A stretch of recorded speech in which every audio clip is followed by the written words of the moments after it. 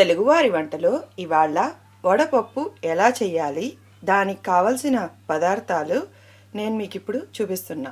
ముందుగా కావలసిన పదార్థాలు ముందుగా పెసరపప్పు వచ్చి ఇలా నానబెట్టుకొని పక్కకు పెట్టుకోవాలి. ఇలా 3 అవర్స్ ముందు నానబెట్టుకొని పక్కకు పెట్టుకోవాలి.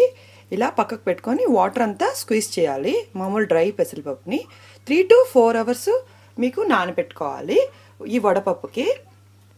ఆ తర్వాత కుకుంబర్ అంటే కీరకాయ వచ్చి మీకు ఒక జస్ట్ 2 ఇంచెస్ అంతా మీరు ఇలా సన్నగా తరుక్కోవాలి.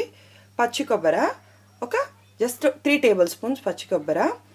ఆ తర్వాత క్యారెట్, ఒక చిన్న క్యారెట్ ఇలా తురుముకోవాలి.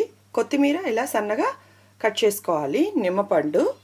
ఆ తర్వాత పోపుకొచ్చి పచ్చిమిరపకాయలు ఒక 2 నేను తీసుకునింది. ఎందుకంటే మీరు ఎంత పెసరపప్పు తీసుకుంటారు, నేను ఇప్పుడు 50 గ్రామ్స్ పెసరపప్పుకి చెప్తున్నాను.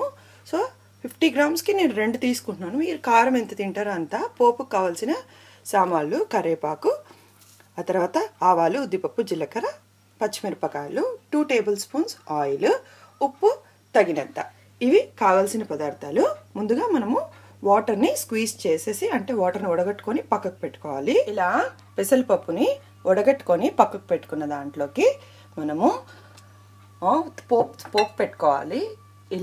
మీరు ఇలా చిన్న తిరగవతకు పెట్టుకొని ఒక 2 టేబుల్ స్పూన్స్, ఎక్కువ కూడా అక్కర్లా, 1 to 1.5 టేబుల్ స్పూన్, మ్యాక్సిమం 2 వేసుకొని అది కాగిన తర్వాత మనము ఈ పచ్చిమిరపకాయలు, ఆవాలు, ఉద్దిపప్పు, జీలకర్ర మనం పోపు పెట్టుకోవాలి. పోపు పెట్టుకొని అందులో మనము వేసుకోవాలి.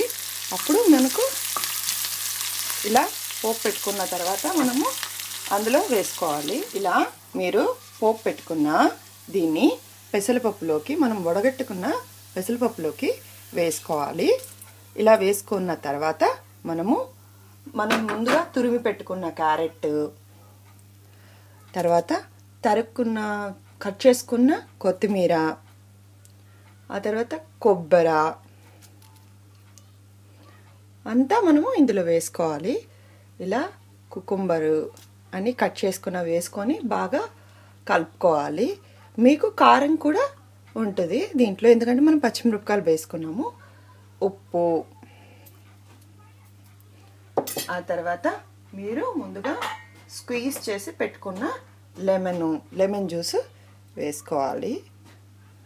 అయితే దీన్ని మీరు బాగా కలుపుకొని, యాక్చువల్గా దీన్ని మనము నైవేద్యానికి కూడా పెట్టుకుంటారు, ప్లస్ దీన్ని డైటింగ్ కూడా వాడతారు. బట్ పూర్వకాలం మనము జనరల్గా పాతకాలంలో మీకు ఇలా నైవేద్యానికి అలా పెట్టుకుంటారు వడపప్పు. ఎందుకంటే ఒక్క పొద్దు ఉంటారు కదా, అలాంటప్పుడు మనం ఆయిల్ ఐటమ్ ఎక్కువ తినకుండా డ్రైగా తింటే గ్యాస్ అది ఫామ్ కాకుండా ఉంటుంది.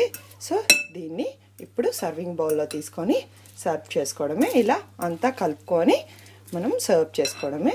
ఇదిగో రెడీ అయిపోయింది వడపప్పు.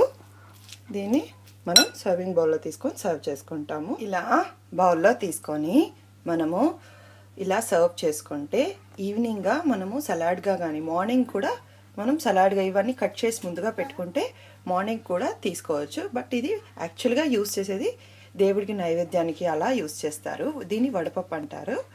ఇలా ఒకసారి మీరు ట్రై చేయండి. చాలా టేస్టీ అండ్ ఇది చాలా హెల్తీ. మీకు చాలా సింపుల్గా కూడా అయిపోతుంది.